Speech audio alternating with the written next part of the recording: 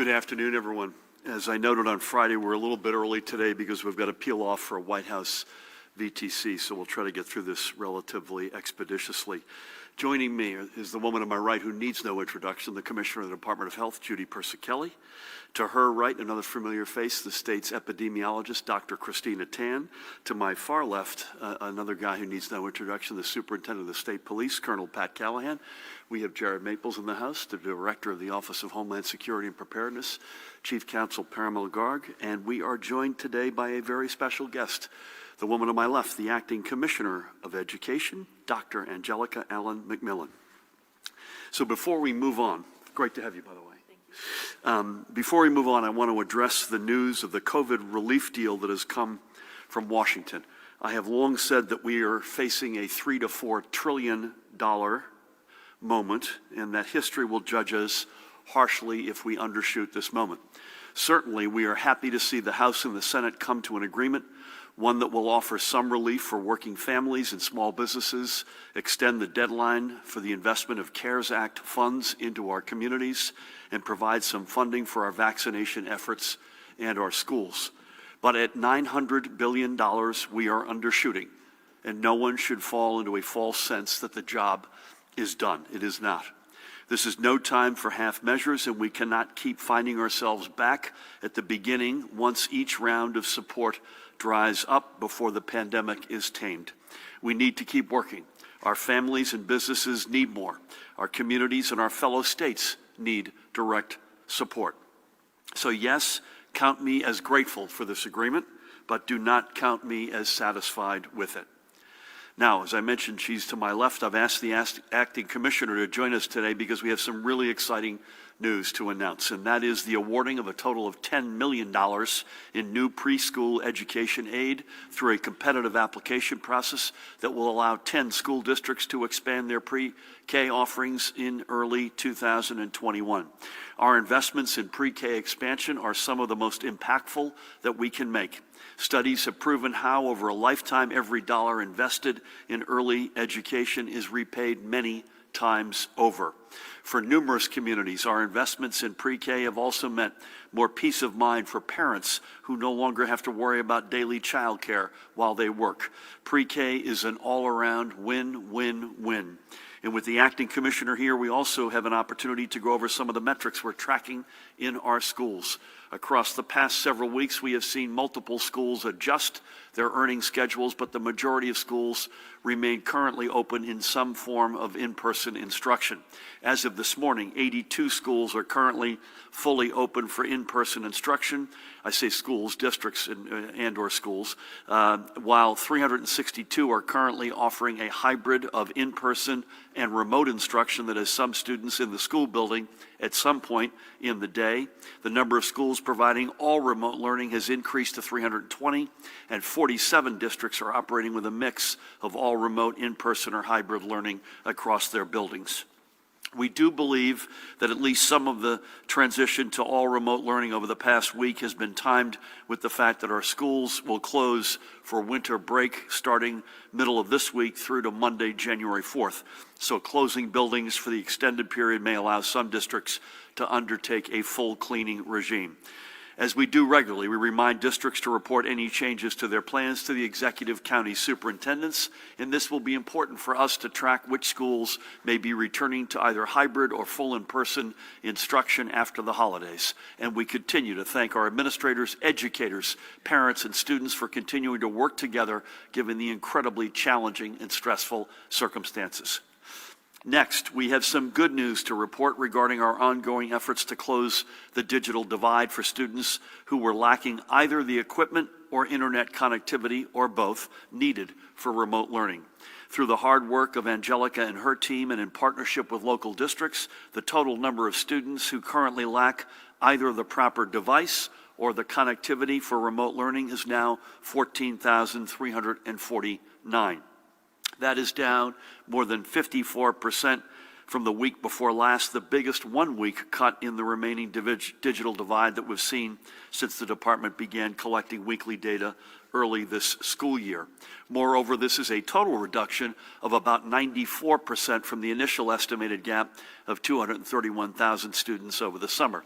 By the way, let us repeat, enormous progress, but 14,349 is 14,349 too many. As we've been noting, the final unfulfilled needs are due largely to ongoing delivery delays, but we are hopeful that these will be filled quickly and this gap will be closed. We may have one more update on this number on Wednesday as our schools enter winter break. And all the statistics regarding the remote learning digital divide are available online at that website, NJ.gov/education. So to you, Angelica, and to your entire team, including Interim Commissioner Kevin Deemer, I know we're not going to give up until the unfulfilled need is zero, but I must give my thanks and congratulations to all you have done so far. Next, today I'm signing 2 executive orders. The first will extend the public health emergency for another 30 days. As we have noted many times before, unless it is extended, these emergencies expire after 30 days, and given where we are currently, we must remain in a proper footing where Judy and Pat and others can have the authority to continue responding to the challenges posed by the pandemic. The second order will postpone the upcoming February fire district elections, March special elections, and all other special elections for filling vacancies or deciding municipal questions until Tuesday, April 20, where they will coincide with the regular April school board elections for those districts which still hold them. We are doing this because moving these elections to a single day better conserves the time and resources of our local election officials.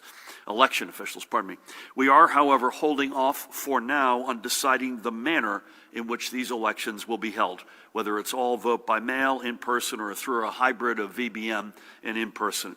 A final decision as to this must be made by mid-February. We want to be able to make that call based on where the numbers are and where we think they're headed, not only at that time, but going forward. And before I get to the numbers, and Judy, I know you're going to talk about this in more detail, I want to note that something that Judy told our team this morning, and that is New Jersey has registered all 5 of our state developmental centers in the pharmacy program for vaccinations. That's the federal pharmacy program, and many of our group homes for residents with developmental disabilities are similarly registered. So to you, Judy, and your team, Tina, and the rest of the squad, thank you for your focus to ensure some of our most vulnerable residents don't fall through the cracks when it comes to vaccinations against COVID.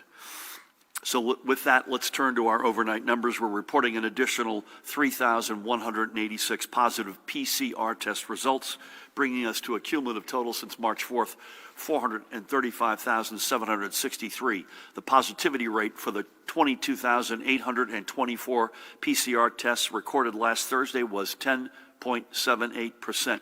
Judy will have some very interesting and I think fascinating insights as to the regional breakdown of those numbers.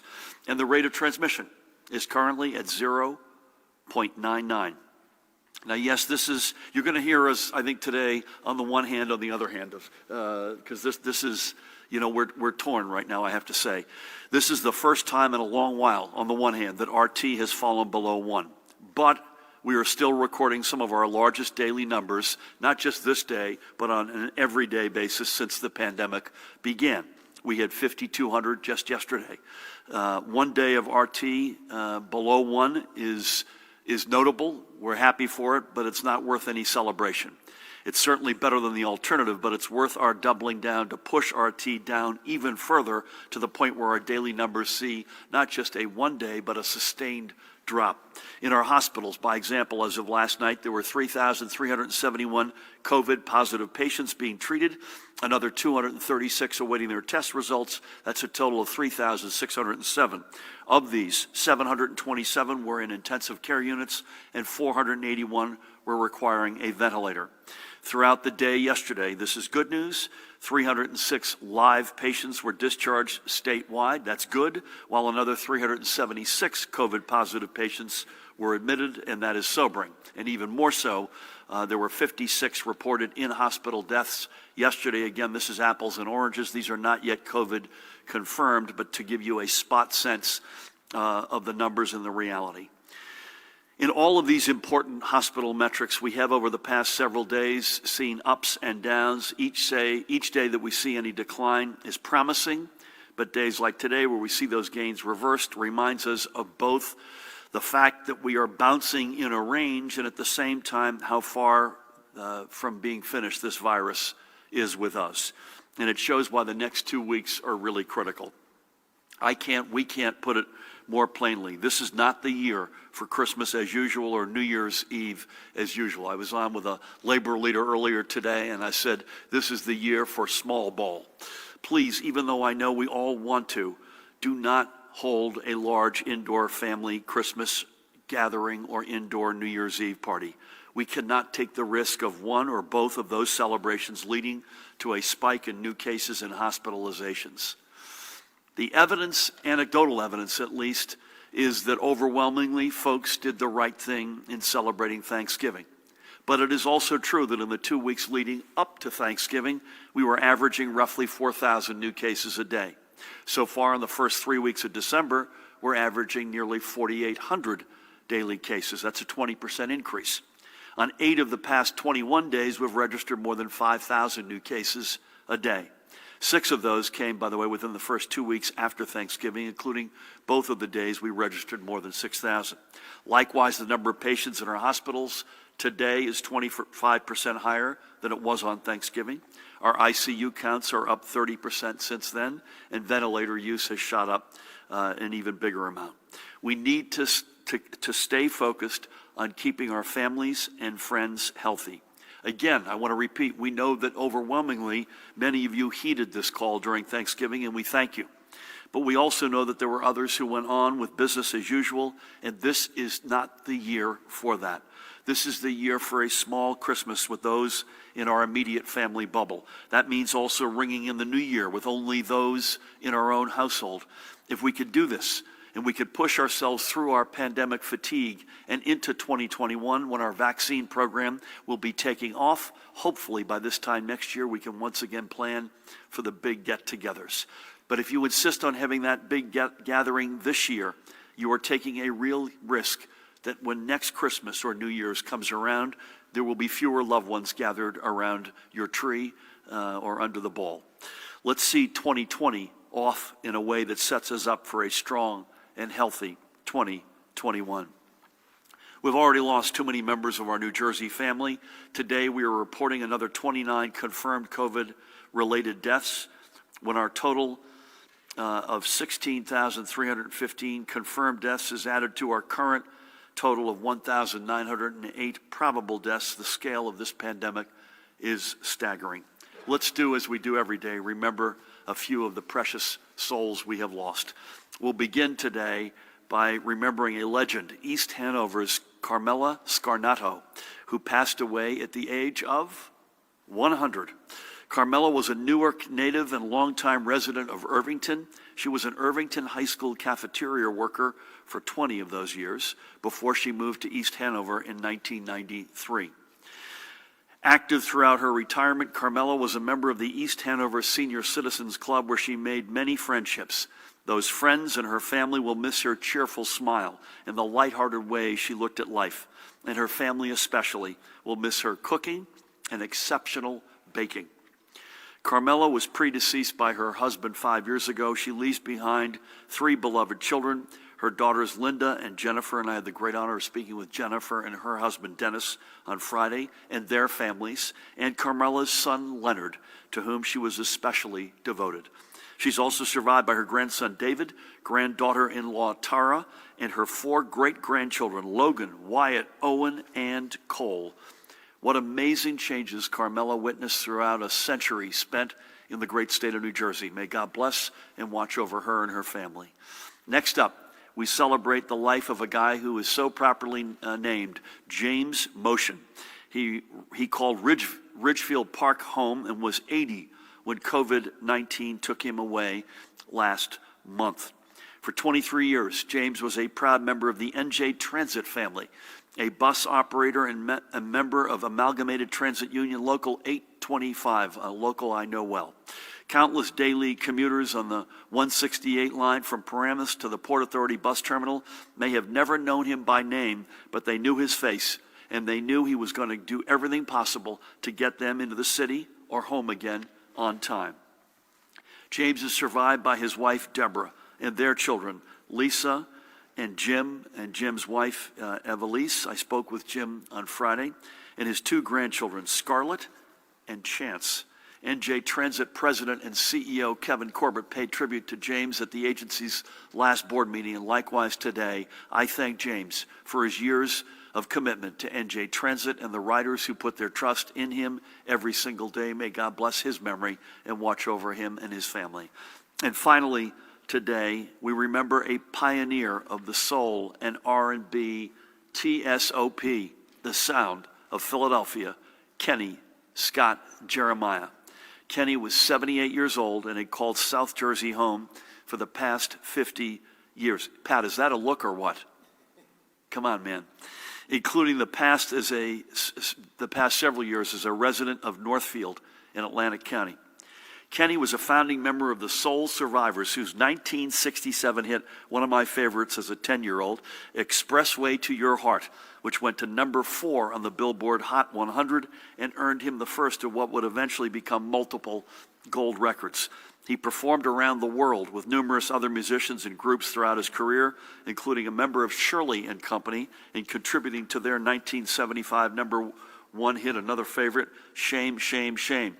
Later, Kenny would trade the stage for the radio studio, broadcasting for many years out of Vineland's WVLT Cruisin' 92.1 FM, alongside longtime partner and friend DJ Pepper Paul. In 2017, Kenny's legendary music earned him a plaque on the Philadelphia Walk of Fame on the Avenue of the Arts.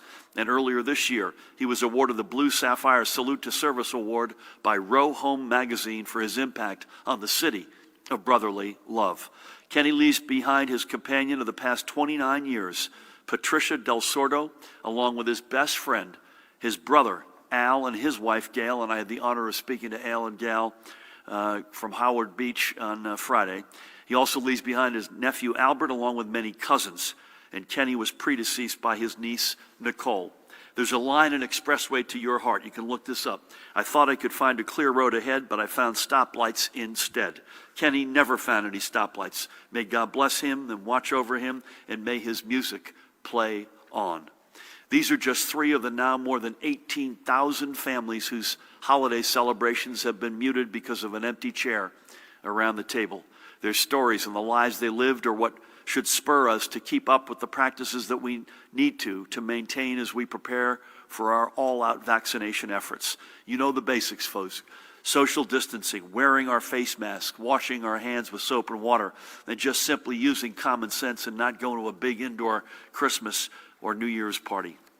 And part of this is also working with our contact tracers, whose job it is to help inform those who may have been exposed to ensure they have the resources they need to stay safe and slow the spread of the virus.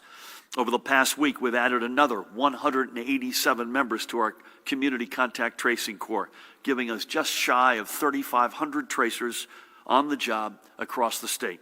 And since we've been aggressively adding to the ranks of our contact tracers over the past several weeks, we're also seeing significant increases in case outreach. A huge thank you to residents who are cooperating with our contact tracers. And for those of you who are still hesitant to answer the call and share your contacts, I remind you that our Contact Tracing Corps is simply trying to break the transmission of the disease. Their task is to alert those who you may have been exposed so that individuals can take proper precautions to protect themselves and their loved ones and receive any necessary support to do so. This can include support for isolation or quarantine, childcare, food delivery, income assistance, or prescription refills. Judy's team has also been increasing their level of direct involvement with local health departments in dealing with hotspot cases, whether that be in deployment of new tracers, assistance with technical issues, or providing additional trainings. And we are seeing improvements in across-the-board metrics from these intervention activities. We also encourage everyone to download the COVID Alert NJ app to their smartphone. So far, the app has been downloaded roughly 470,000 times. Let's see if we can break 500,000 by the end of the year. COVID Alert NJ is free and it is secure. It does not track your locations. All notifications are anonymously handled through secure codes. If the app alerts you of a possible exposure, you'll never know who it was you were near, and they won't know that they're notifying you either. Switching gears, on Friday, we told you about the New Jersey Economic Development Authority's new Sustain and Serve NJ program, through which organizations can receive grant support for the purchase of meals from participating New Jersey restaurants for distribution to residents. As a reminder, the application window is now open, and for more information, please go to that website, business.nj.gov/COVID. Sustain and Serve NJ is among a number of financial support programs available to our restaurants, which we know are not just a vital piece of our state's economy, but their local economies as well. Not just creating good jobs, but enhancing communities. And speaking of which, if you live or work in Trenton, you know Maurice Hallett on the left, the man behind the 1911 Smokehouse, downtown Front Street.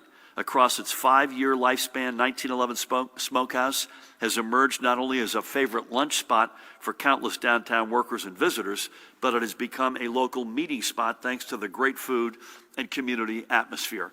Maurice had previously worked with the EDA to secure a grant that allowed him to not only pay their bills, but which gave him the flexibility to offer his employees similar hours to pre-pandemic times, as well as provide discounted meals to residents to help them through these trying times. I had the opportunity to check in with Maurice on Friday and to thank him not only for his sense of community, but for his belief in a better future for our capital city. And when you're in Trenton, as we are right now, I encourage you to stop by. His website is 1911barbecue.com, 1911barbecue.com. More importantly, Judy, 11 West Front Street. 11 West Front Street. And finally today, I want to acknowledge the passing of Shirley Grant, the Teaneck-based talent agent who gave some of New Jersey's most famous names their start in entertainment. The list is long, but I'll include just two. Wyckoff's Jonas Brothers, Montclair actress Christina Ricci, among many, many others. She ran her agency named with her own name for a total of 42 years. A Jersey City native, Shirley passed away last Tuesday at the age of 100. New Jersey's mark on the entertainment business, music, movies, television, theater, on and on and on, is a tremendous point of pride for all of us. Shirley spent her career adding to that legendary status. We thank her for all she did to ignite the lights of countless New Jersey stars, and we send our condolences to her family and everyone she helped over her career. That's where we'll leave it this morning. Thank you again. The Monday before Christmas, we'll come back and give you our schedule in a minute, but right now it is my pleasure to introduce the woman to my left, the Acting Commissioner of the Department of Education. We're thrilled to have her here, Dr. Angelica Mcmillan. Thank you, Governor Murphy, for the opportunity to participate in today's press conference. I am thrilled to join you to announce the department's release of $10 million in state funding to expand access to high-quality preschool programs, continuing the administration's commitment to investing in transformative learning opportunities for the state's youngest learners. Despite the unprecedented fiscal challenges COVID-19 posed to our state, the governor and state legislature partnered to ensure that the fiscal year 2021 state budget advanced our shared goal of growing and improving preschool programs around the state. Thank you to our partners in the legislature whose commitment to early childhood education made this investment possible. I would also like to thank all the dedicated applicants for their leadership and commitment to our children. Under a very tight timeline, they applied for the opportunity to plan and build programs for our youngest learners. Applying to join New Jersey's state-funded preschool program is a difficult task under normal circumstances, and these school districts have had the foresight to look beyond our current emergency and embrace the benefits of expanding or establishing preschool programs. While preschool expansion has been a central priority in this administration since day one, COVID-19 has shown the critical importance of high-quality, standards-aligned early childhood education. The last 9 months remind us of the extent to which our youngest learners require unique, dedicated supports to meet their needs, and of the extent to which our families and communities rely on early childhood education to participate in our society and economy. The awards announced today will further empower our districts, children, and families to reap the invaluable benefits of high-quality preschool education. These funds will expand access to high-quality preschool in 10 districts, growing the number of preschool seats in those districts by a total of 818 new seats, and while also enhancing the quality of their existing seats. The benefits of high-quality preschool to our youngest students are immediate. Studies find that the impact of high-quality preschool is realized almost immediately, with improving preparation for kindergarten and resulting in lower rates of grade retention. Long-term, high-quality early education can improve children's learning and development outcomes, narrow achievement gaps, and convey long-term benefits throughout their adult life. That may sound like a broad continuum and huge promise, but decades of research prove that enormous benefits of participation in high-quality early education pays off. Evidence also suggests that investments in high-quality preschool yield sizable returns at state and local and national levels. While any return that exceeds $1 for every $1 spent indicates that a program pays for itself, cost-benefit analysis has shown high-quality preschool programs can yield up to $17 in return for each dollar invested, when lifetime outcomes that result in contributions to society are considered. For all these reasons, we are eager to begin working with this year's awardees on implementing or expanding high-quality preschool programs. New preschool seats will be open no later than February 1st of 2021. Building on and in parallel to this progress, the Department of Education is also working diligently to safeguard the well-being of contracted preschool providers by ensuring full contracted payments from December through February 2021 to continue services through this difficult wave of the COVID-19 pandemic with an eye on long-term sustainability. For more than 20 years, the Department of Education has been using preschool as an intervention for increasing school readiness. New Jersey has a remarkable stature in our nation's early childhood education field. Through his significant commitment to expanding access to high-quality preschool for more 3- and 4-year-olds, Governor Murphy enhances the stature and continues his record of monumental investment in education. Making this investment in preschool is how we grow a stronger and fairer economy that works for every family. Thank you. Angelica, thank you. I said it, you said it, I want to triply underscore. First of all, it's great to have you here, and great to have you at the helm of the Department of Education. There isn't a better investment dollar in anywhere that I know of, but certainly within the realm of education, than getting kids early and getting them into our flow at a young age, and the payoff is extraordinary.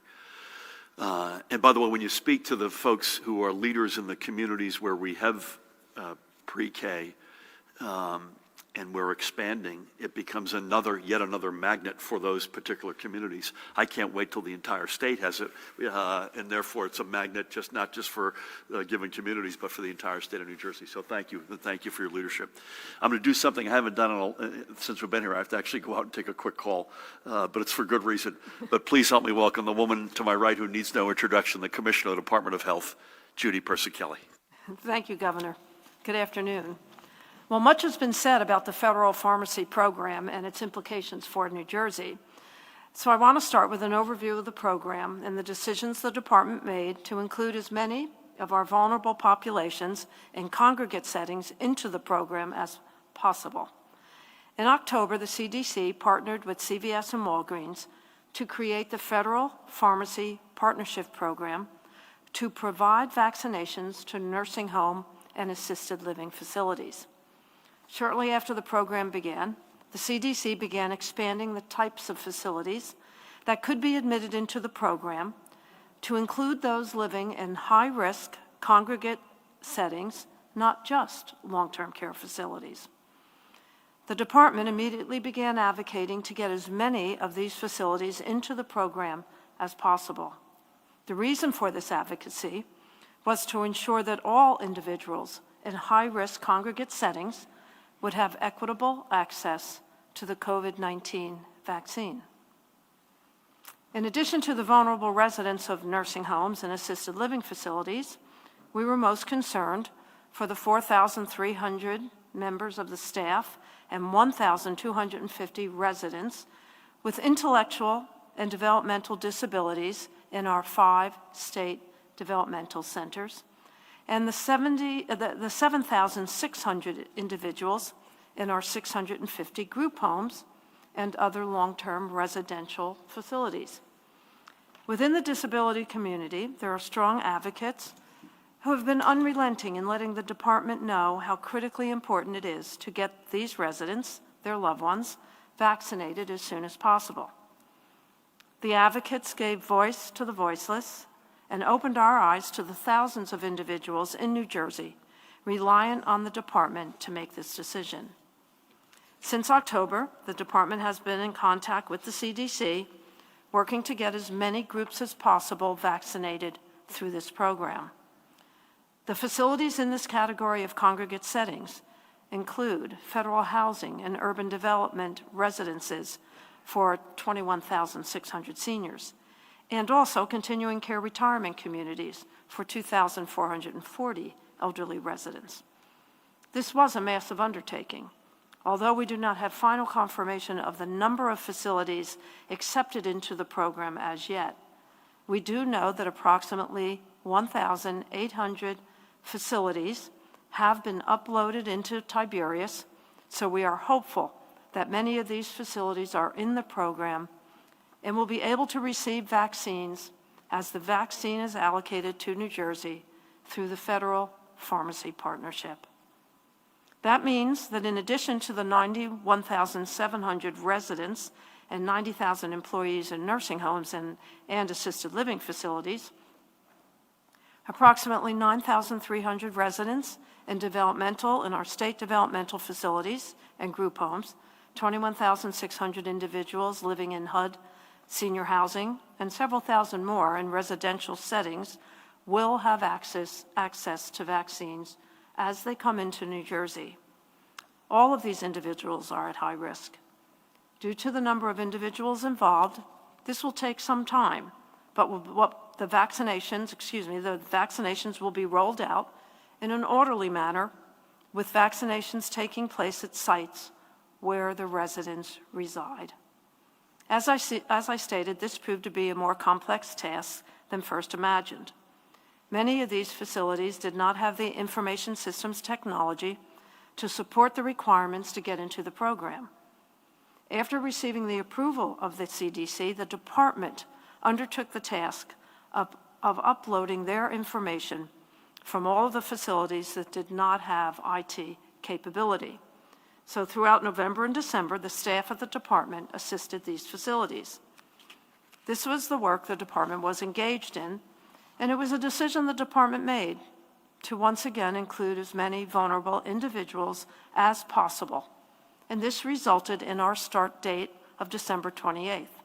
It was a decision made to give access and hope to those in need, not the least among us, but for those who should be the first. To further complicate the process, the CDC has strict rules regarding when the long-term care program can be started. In order to start the program, states were required to have 50% of needed doses reserved for the program a week prior to the launch. In other words, CVS and Walgreens would not be able to start vaccination of residents and staff at nursing homes until the state had at least 50% of the needed vaccine doses. In the first week of Pfizer allocations, the state reserved 21,450 doses to build up the reserve for the long-term care facilities, while also allocating 54,600 doses to protect our frontline staff in hospitals. That decision was made to protect staff that will be needed in the event of a second surge. This week, which is the second week of Pfizer allocations, the state is reserving 34,125 vaccines for the long-term care program, which will reach the CDC's 50% threshold needed to start the program next week. For the third and fourth weeks of the Pfizer allocations, approximately 28,000 doses are planned to be reserved. Given the reduction of Pfizer allocations, the CDC changed the requirements from the 50% needed in reserve to 25%. The CDC indicated that if the state maintained its plan, reserving 50% 1 week before the first clinic, followed by 25% each of the next 2 weeks, that Walgreens and CVS would likely be able to schedule and host clinics more quickly. And so the state is keeping the original plan to have 50% of these doses reserved a week prior to our clinic start on December 28th. Of course, as I reported Friday, the information about anticipated doses and shipments of both Pfizer and Moderna keeps changing. The previously expected second tranche of Pfizer doses for this week was 86,775. And now, based on what is entered into the federal Tiberius platform, we are expecting 53,625, a reduction of 38%. The previously anticipated total Pfizer doses for December was 273,375. Now, based on what has been entered into the Tiberius system, the revised expectation is 183,300 doses. This change represents a 33% decrease. Separately, we also received updated guidance on Moderna. For total Pfizer and Moderna for this month, the previously expected amount was 492,075 doses. The number that we expect to receive now is 392,800. This represents a reduction of approximately 20%. We will continue to allocate vaccine according to CDC guidance and the federal authorization. Today, the Moderna vaccine is being shipped to 18 hospitals, 2 federally qualified health centers, and 2 urgent care centers. These community sites will be available to vaccinate healthcare workers in the community. As of 4 p.m. yesterday, 26 hospitals reported administering 8,740 first doses to healthcare workers. For frontline workers in our acute care hospitals, especially in our emergency rooms and critical care units, the vaccine certainly offers a ray of hope during the dark days of this virus. Moving on to my daily report as we approach Christmas and other holiday celebrations, I want to remind people that this cannot be a time of normal holiday gatherings. Although we saw an uptick in cases after Thanksgiving, our hospitalizations appear to be stable, but we must remain vigilant, wear a mask, practice social distancing, stay home when you're sick, do not attend large gatherings, stay within your household bubble. Don't let the virus come into your house for the holidays. It is an unwelcomed guest. As the governor shared, our hospitals reported 3,607 hospitalizations. There are 727 individuals in critical care, and 66% of those patients are on ventilators. There is one new report of multi-system inflammatory syndrome in children. There are now currently 66 total cases in the state, and fortunately, no deaths. At the state's veterans' homes, we're reporting one new positive case among residents at the Paramus home and 5 new resident cases at the Vineland home. And at our state psychiatric hospitals, we are reporting 4 new cases across the 4 hospitals. All of those cases are at Ancora. The daily percent positivity as of December 17th in New Jersey is 10.78. The northern part of the state reports 8.91, the central part of the state 10.39, and the southern part of the state 14.17. So that concludes my daily report as we approach the holidays. all of us at the Department of Health wish you a safe and joyous season, filled with the joy of knowing that each of you have the ability to protect your loved ones, your neighbors, and your community. Mask up, wash your hands frequently, celebrate remotely, avoid gatherings, and for each other and for us all, please take the call. Thank you. Judy, thank you, as always, for everything, but in particular, two things. One is the deep dive on vaccines. And again, we've got a White House call right after this, and my guess is this story will continue to evolve. I think anybody who thinks this is a straight line, easy task, that there aren't going to be bumps, twists, or turns in the road is not paying attention to how complex this process is going to be. Second thing is the northern positivity rate of 8.91%, clearly higher than you want it, I want it, anybody wants it. But that to me is significant. And you look at the county numbers in the metro, New York counties today, Bergen, every one of these cases obviously we take seriously. Bergen 240, Essex 226, Hudson 224, Passaic 199. Just to stop there for a second. It was 50 to 100% higher than that a week to two ago, and in the sort of the SWAT team approach, getting in there with the variety of resources that your folks bring to the table, clearly has begun to have an impact. Again, whether or not we can sustain that, I think that's largely up to us. The fire department can't put out every fire if the entire place is on fire, but that hose works if we can collectively bring this under control. So thank you for that and for all. Pat, as always, we got obviously compliance. We've got some, it looks like Christmas Eve may be bringing us some slop here. Any sense of the weather, compliance, other matters? Great to have you. Thank you, Governor. Good afternoon. Good to have you here, Doc. With regards to executive order compliance, since we last met, there's been 4 separate incidents in Newark, 2 days in a row. The China Garden police responded there, and employees were cited for preparing as well as serving food without facial covering. Also, Newark police responded to Kelcher Pub and issued 3 different employees similar citations, preparing and serving food without facial coverings. In Stratford, police responded to a noise complaint at a private residence. That homeowner was cited now for the second time for a violation of the executive order. And with regard to the weather, Governor, yes, I think there might be some light snow actually tonight, Thursday, 1 to 2 inches of rain, which they may transition over to snow on Christmas. It's a system coming, I think, off of the Great Lakes, and the models are still, the confidence isn't very high, but we'll know as the next day or two goes on if we may just get that white Christmas after all. It looks like a pretty dramatic drop in temperature Thursday into Friday. That's correct, too. I always like being with you. I'm hoping not to spend Christmas morning with you at the STEM C, so, but if we have to, we will. Thank you for that.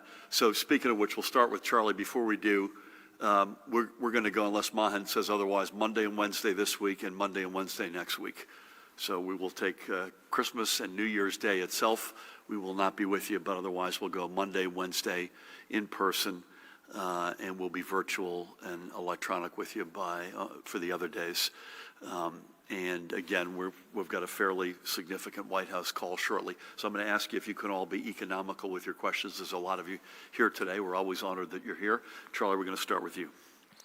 Thank you, Governor, and congratulations to the Acting Commissioner on your nomination and on the announcement today. For you, in just a few short weeks, the 750 students at Lincoln Annex School in New Brunswick will be asked to return, not to their neighborhood school, but to an unfamiliar temporary space in a converted warehouse, so their public school, which was opened just 4 years ago, can be acquired by a hospital and torn down. Acting Commissioner, have you had spoken to any of the parents or students there about their concerns? Would you be willing to have those conversations? And for you, Governor, both the current Lincoln Annex School and the proposed replacement would be built without SDA involvement, even though New Brunswick's an SDA district. What does that say about the SDA, and what do you think should happen with regard to future school construction funding for these SDA districts? Yeah, I'll start. Charlie, and Angelica can weigh in if she wants to. I've got nothing new to report on this. Other than this, I actually was across the street from the school last week with Judy, one of its most illustrious graduates. And we care both. We can walk and chew gum. We care both about our number one public education status in the nation, including that school and the kids and the parents who are associated with it. And at the same time, we can develop great innovation, STEM-heavy, Rutgers-related activities. Is that fair? Yes, yes. All right. Thank you, Charlie. We'll go to Dustin in the back. Thanks. Good afternoon. On tax incentives, are you okay with the fact that lawmakers added in 142 pages of amendments on a Friday for a bill that passed today? Are there any analyses that show how much this bill could bring in terms of business activity and more taxes? And how can you reconcile borrowing $4 billion and then forego more than $11 billion in tax revenue over 7 years? Doug Steinhardt has called for the health commissioner's resignation over missing the deadline to start vaccinating in nursing homes. What's your response to that, and where does the responsibility for that missed deadline lie? When can we expect details on scheduling vaccinations now that the Hospital Association is voluntarily requiring its members to submit data daily on hospital outbreaks? Will you sign the legislation that was passed? How about one more? When can we see that on the dashboard? Just one last thing. Why the hesitation on banning flights from Britain given the new strain of the coronavirus? On what, Thanks. sorry? The last one? Why the hesitation on banning flights from Britain with the new strain of coronavirus? I apologize. I'm still not understanding you.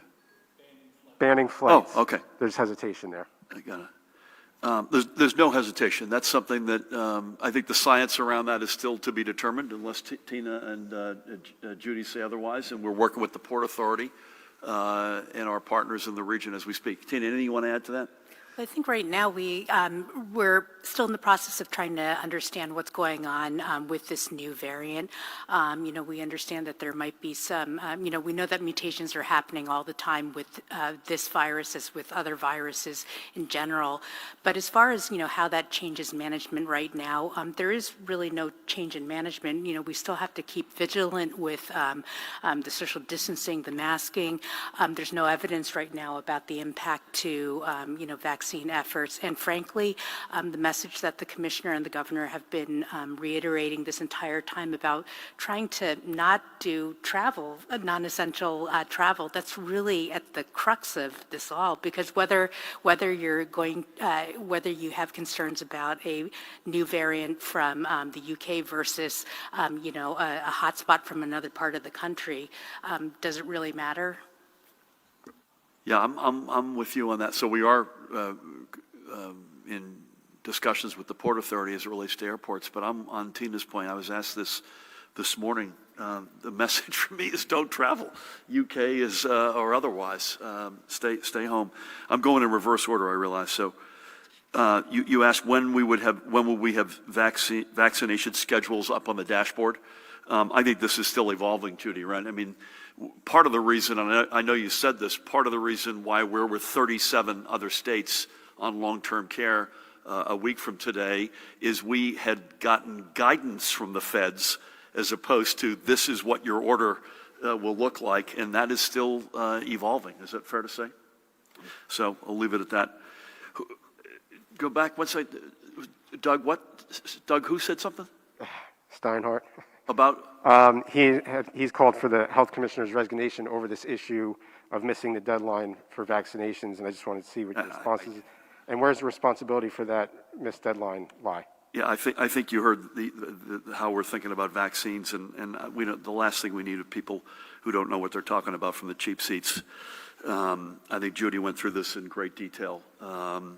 And again, we need, this is not going to be a straight line. This is going to be, you have to accept, it's a little bit like we've been saying about school year. It's not a normal school year. And this is not an easy, straight line process. It is one of the most ambitious federal government initiatives ever undertaken. And folks have to understand that. And we need our federal partners. They are going to be playing the existentially important role here, but it is not a straight line. Listen, I've said everything I'm going to say on incentives other than I'm told while I was here it passed the Assembly earlier 68-11 and the Senate 38-1, which means by definition it was overwhelmingly bipartisan and grateful to hear those numbers. The fact of the matter is the principles that underpin this incentives package have been out there for 2 years. And I said this on Friday, the more people look at this, this gets better on close inspection as opposed to otherwise. There's not only total caps, there's program caps. It's got great for Main Street, underserved communities. It's a jolt in the arm for our innovation economy. It's got an inspector general. I mean, it's got all the stuff that we have been preaching from day one. And we're going to need it because the fallout from this pandemic, an underwhelming federal response, at least for the time being, we're going to need this. And so I'm gratified that we will have it as a weapon. Dave, good afternoon. We have to pick up the pace, and I apologize. Hi, Governor. Not you personally, but I although haven't you said personally. anything Yes. Question for Commissioner Persicilli. You mentioned all of the players that you want to see in the Federal Pharmacy Partnership Program. In total, do we have an idea? How many people are we talking about? Are they all going to start December 28th, or is it just going to be the long-term care facilities and their staff and so forth? And then for you, Governor, this is from Mike Simons. He's wondering, he says, it looks like the Regional Transportation and Climate Initiative, we are not going to join this at this time. Could you explain what your thinking is on this, or why we are going to do whatever we're going to do? Thank you. Thanks, Dave. I actually misspoke. It's 36 other states. It's a total of 37 that are going a week from today. Judy, any more color on that? Yeah, the total is about 125,000 individuals. We'll start with long-term care, then assisted living, and then the developmental facilities, the state developmental facilities.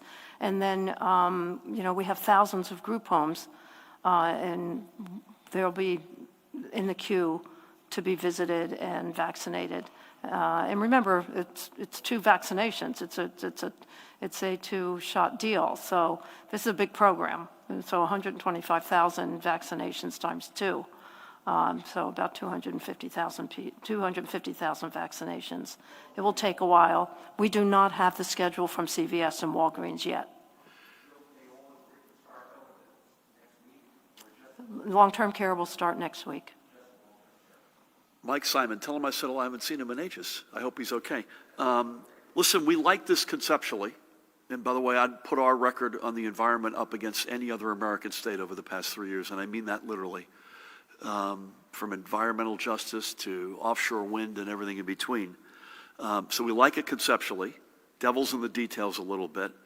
And I'm conscious of the sticker shock, potentially, because it would require some amount of payment at the gas pump. And in the environment in which we're in, per my reaction to Dustin's question about incentives, we got to be careful about what we're asking folks to bear here in what is to say it's an unusual economic environment, I think is the understatement of the day. Sir. Hello, Governor. Hey. On vaccines, other states appear to be immunizing people at a much faster pace. New York State vaccinated some 19,000 people last week, while New Jersey got to less than 2,200. Regardless of federal shipping delays, are there end-mile logistical problems, staffing shortages, or other issues that have slowed the pace of this process in New Jersey? And you said the state has registered all 5 of the state developmental centers in the pharmacy program for vaccinations. Does this mean that they will be vaccinated after healthcare workers? At the same time as, or at the same time as people with underlying conditions, and can you explain also about people with intellectual and developmental disabilities who live at home? Will they also be prioritized in terms of getting the vaccine? Thank you. I believe, Judy, you should address this, but I believe that it is purely, in our case, a slight lag in hospitals reporting into the system.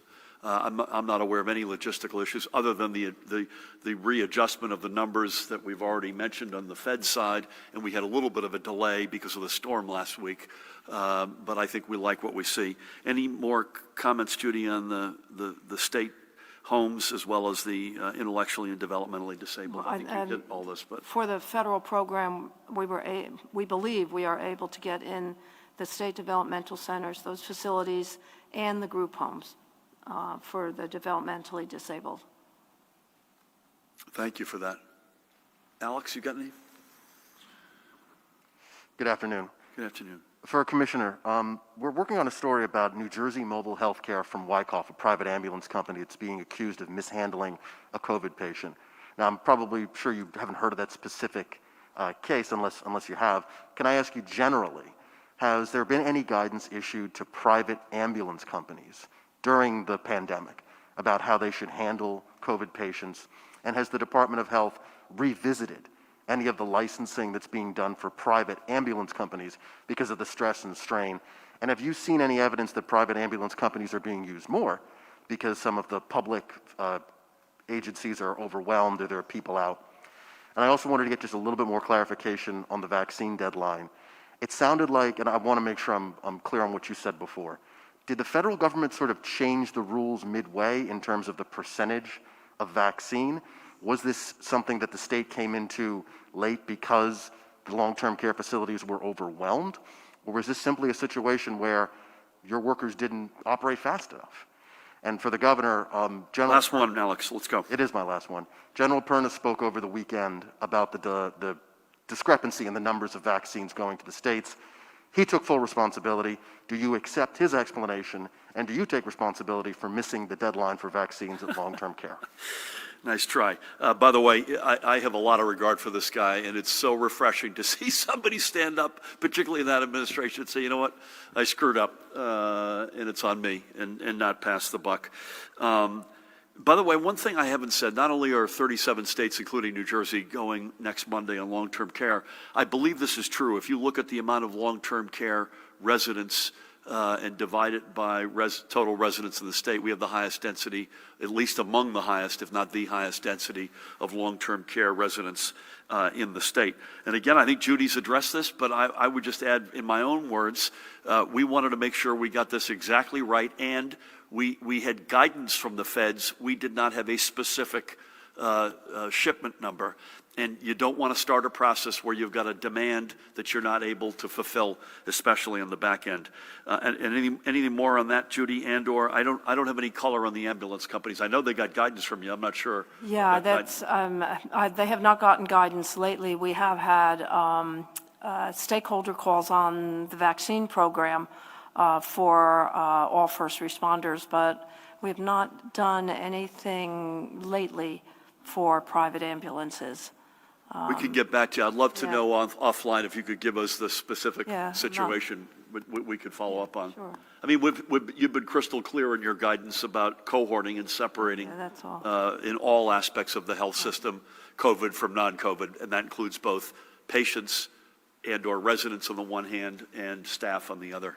We'll come back to you, though. Daniel, we'll go to you if you could go up next. Thank you. Hi, Governor. Hope you're doing well. We're well. So regarding incentives, given the uncertainty with what the commercial real estate and office buildings will look like post-COVID and virtually every other industry in the state, does it make sense to rush through this economic incentive package thought of or used in a pre-COVID economy before we know what a post-COVID economy will look like?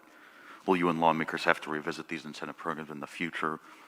You frequently criticize politics as usual, and you've used that phrase with Grow New Jersey as the main culprit, so why push through a much larger bill that gives that impression, and that gives the impression of politics as usual, or that there might not be something in the 220-page bill that would stand up to public scrutiny if there was more time to digest it?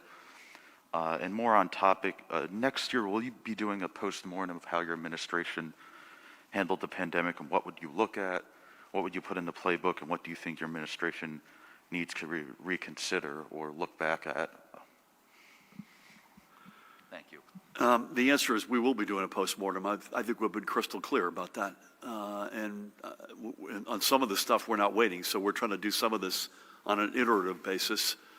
But there's going to be a full review. Look at what Judy did with the Manat firm to come in on long-term care and hold up a brutal mirror that no other state was willing to do the extent to which we did.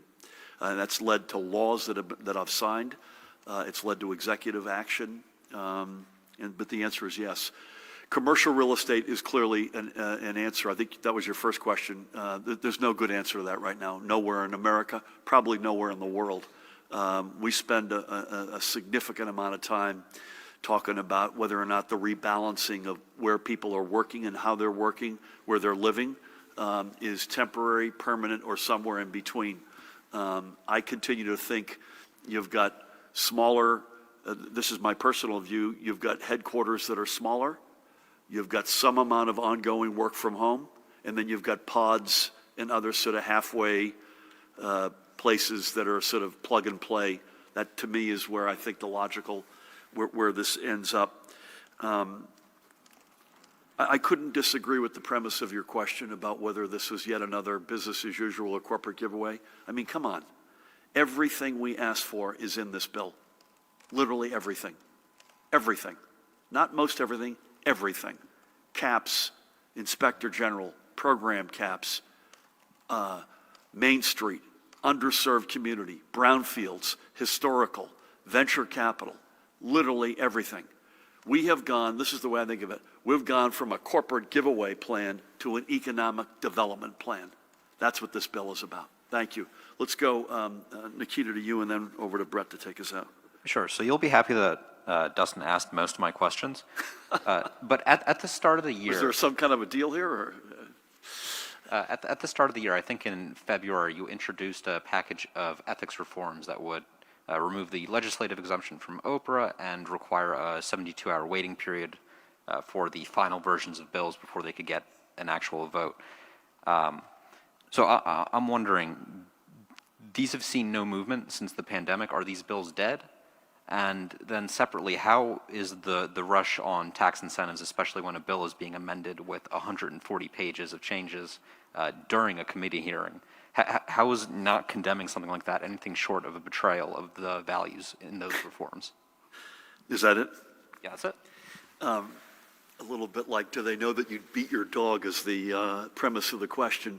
I'm going to say this, and I'm going to probably say it for the last time. This package was, other than probably the size, and by the way, this just in, we're in a pandemic, and we need more help as opposed to less, particularly when the feds undershoot, which they have done. Everything in this bill was signaled as much as 2+ years ago. The closer you look at this is one of these bills, the closer you look, the more you like it. And I continue to be, as a general matter, I'm not going to answer the specific, not that I'm not answering it, but the general notion of ethics reform, I think is good hygiene, good housekeeping, and I still stand by that. Where that goes, I don't know. It's clearly one of many things that if you go back to February, we were sort of or January, we were headed in one direction and we've been hit by a truck over the past 10 months. But as a conceptual matter, I still like the notion. Thank you. Brent. What is the status of making rapid test results available, and does that give any more clarity on hotspots where these tests are being deployed? Why did the state not respond to the Associated Press's request for how much the state spent on PPE and medical equipment in the early days of the pandemic? And you have a bill on your desk to add additional unemployment benefits through February 27th. Will you sign it now that the federal stimulus package has been set with more for the unemployed? Judy, you want to give a quick sense of the rapid tests? I don't know that it tells us anything more about the hotspots, right? No, but we use them to be able to quickly isolate or quarantine individuals. And we're starting to report the antigen tests. That's a difficult situation because so many of them are being deployed. And now there is a test that will be coming out that you don't need a physician's order and you can do at home. So I think we're going to see increasing rapid tests. I know Dr. Tan and I talk about this a lot because we'll lose somewhat control over how many positives and negatives we have. But no. We are tracking antigen tests as we're trying to develop a system to track antigen tests as they come in. But we will never see all of them. I don't believe we'll ever get a handle on all of them. But I think you're hearing the back. Tina, am I right about this? Judy's first point, I think, is the important one. It doesn't tell you any more about a hotspot, but it's actually the reverse. That's part of the response to a hotspot.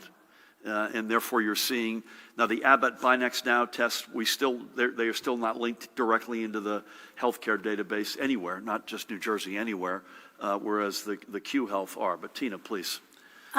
We actually are getting a lot of data on these antigen tests right now. It's just a matter, as the commissioner had mentioned, of how do we package that and present this in a way that can be helpful for folks to say, but I do have to say that we are acting on all of these positive antigen results. These are treated like our confirmed PCR tests, and that there's public health action that's being done on each of these antigen results. Without commenting on the specifics of the bill, Brent, anything we can do to help folks who are unemployed right now count us in. So I'll just say that as a conceptual matter. I have no problem at all reporting what we spent on PPE, but maybe Paramount has got a better answer than that. So I'm not sure why anyone said no to that, but I'm all for everyone knowing exactly what we're doing. So I'd like to follow up with you on that one, if we could. Mahan, where are you? So thank you. Thanks, everybody. Thanks you also for being economical in your questions. I'll mask up here. Again, we are virtual tomorrow. Wednesday, we are at 1 o'clock. I know I'm going to be on the road tomorrow, and more on that as we get that settled. But tomorrow will be an exciting day again on the economy. And Wednesday we'll be here at 1 o'clock. Otherwise, I think you and I may be witnessing some shots in the arms on Wednesday as well, separately.